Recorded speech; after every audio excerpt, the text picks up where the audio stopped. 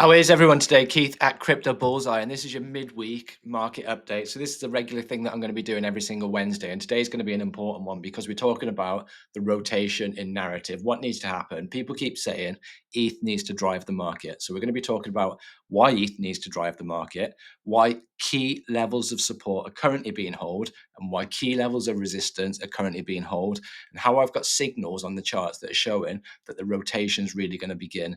So we need to be talking about a lot of things, guys, and we've had a lot of fear in the market over the last couple of days. We're now in extreme greed once again. So we've got a bit more hype in the market today. The market's got a bit more confidence after that pullback a couple of days ago.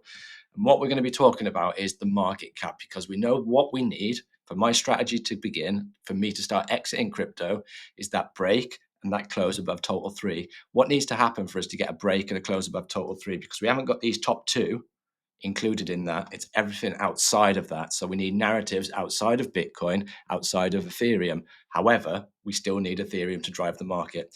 So lots to talk about today, guys. Bitcoin's creating a double top.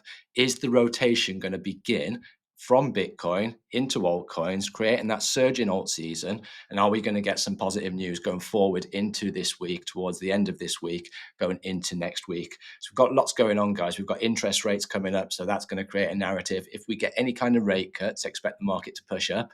If we get any kind of catalyst from Donald Trump or any of his cabinet, expect the market to push up. So we're at key resistance is what I'm saying, and we're waiting for a positive or a negative narrative. And I'm going to show you what I mean. Let's dive in. Okay, guys, so this is where fundamentals and technicals come together, because anybody that watches this channel knows that I'm a TA guy. I look at the charts, what the charts tell me, the psychology behind what's happening behind the charts. And unfortunately, it is driven by narrative. Narrative equals news. So news events are going to have a knock-on effect. And what I want to show you guys just quickly before we get into the analysis is what key levels that we're at now and why we need a driving catalyst. Is it going to be a positive one? Is it going to be a negative one? When you look at time in the market, guys, this is the time in the market where not just small caps within crypto, small caps within the stock market start to pump. So time in the market, that's a good thing for us. We need that driving catalyst. We've just got a crypto president. He's got a crypto cabinet behind him. These are all positive signs. Is it going to be a catalyst that's going to be driven by him? Or is it going to be the rate cuts going into next week? And we're going to get a surprise rate cut going into next week because that drives the crypto market too.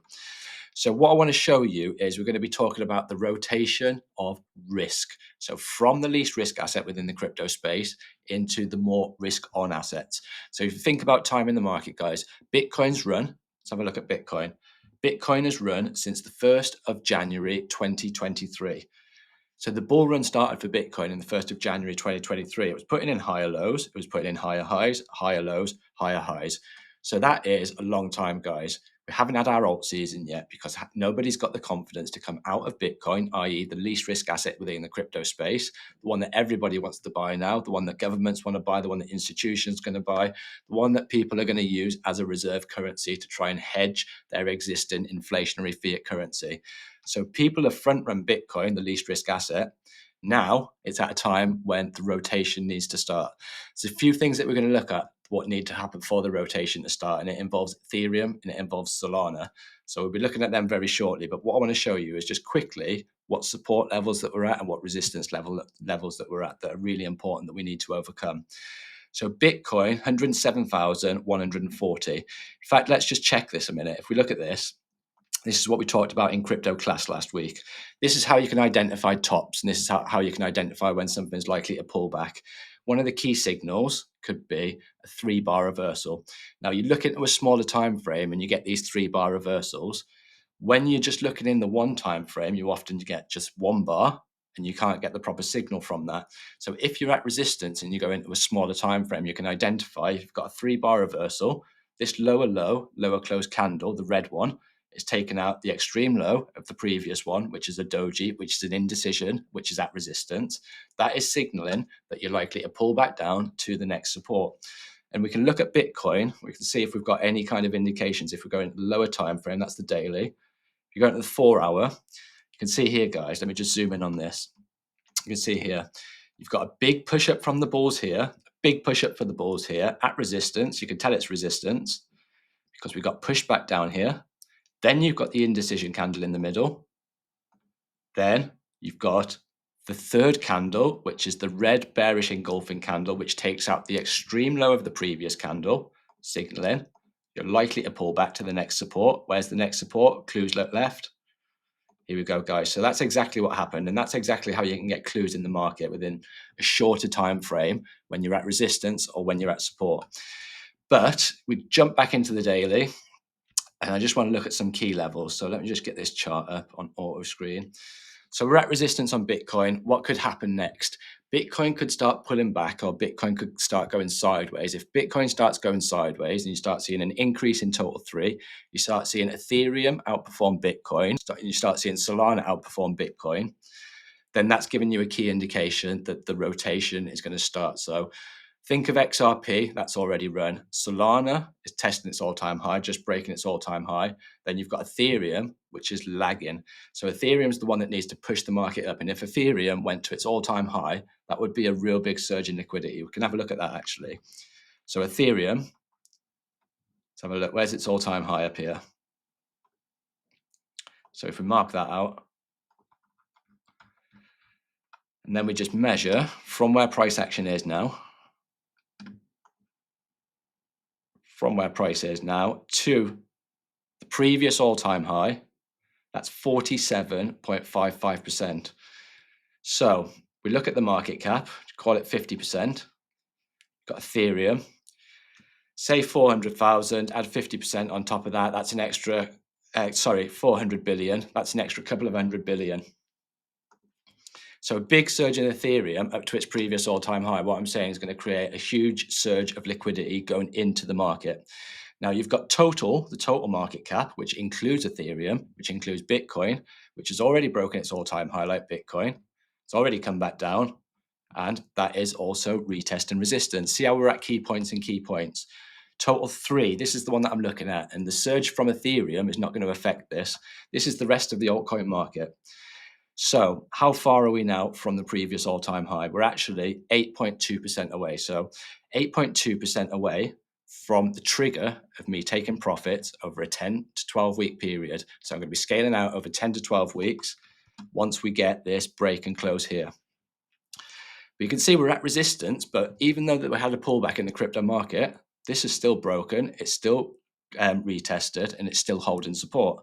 So the total three is looking strong. That's the first signal that the rotation is going to begin. The next thing that I want to look at is this, the USDT dominance.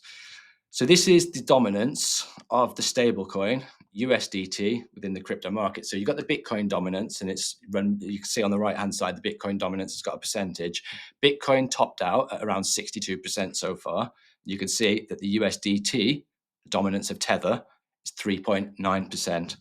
So what I'm showing you here, guys, is we're at a key support. So you can see here, support, strong support, support. And we come back down here, strong support. If we break and we close below here, expect a pullback all the way down to this next support. Wrong one. All the way down to this next support, which is a move of 29%, nearly 30%. So this is what we want, guys. We want a weak dollar. It's the best thing that we can have is a weak dollar, whether it's the Dixie, whether it's the dollar itself, or whether it's any stable coins that are tagged to the dollar or pegged to the dollar. We want a weak dollar. Weak dollar signals strong crypto. So that's the strong support. Can you see why we're at strong resistance and strong support levels? And we need a catalyst to drive this down. We need a catalyst to drive this up. We need a catalyst to drive this up.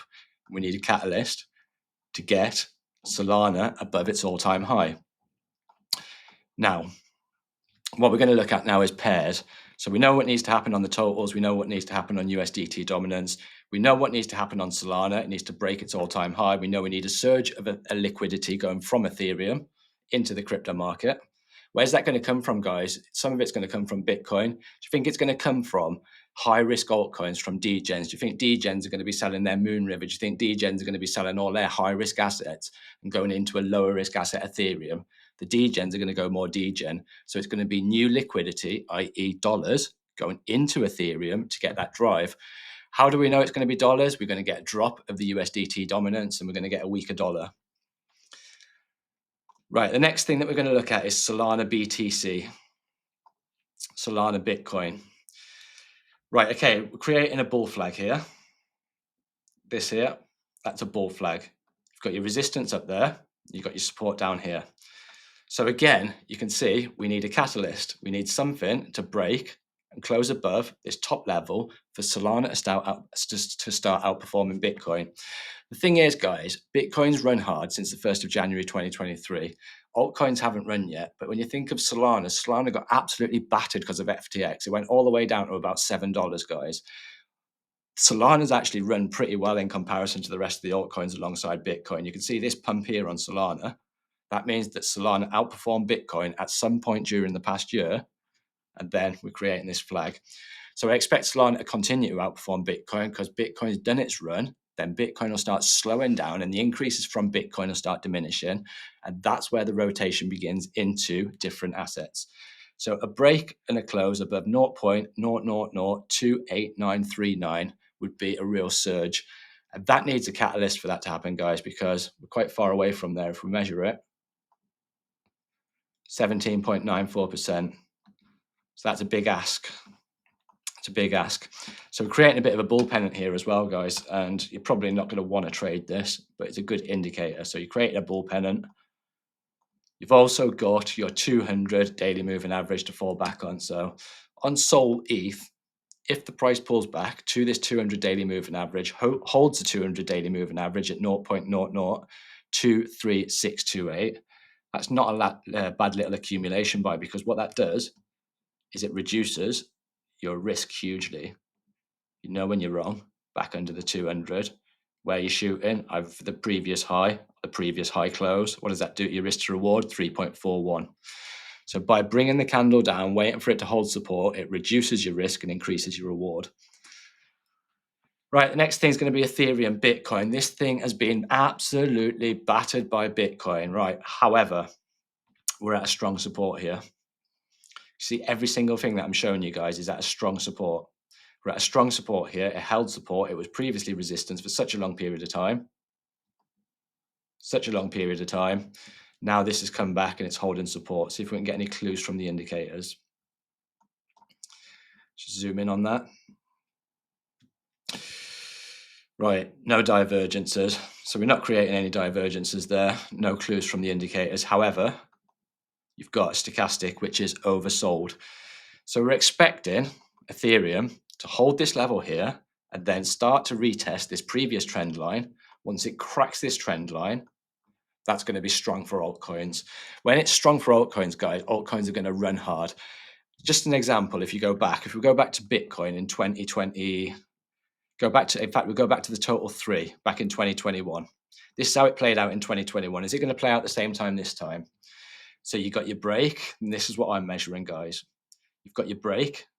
Here's the previous all-time high. You've got your break here. Now let's measure this.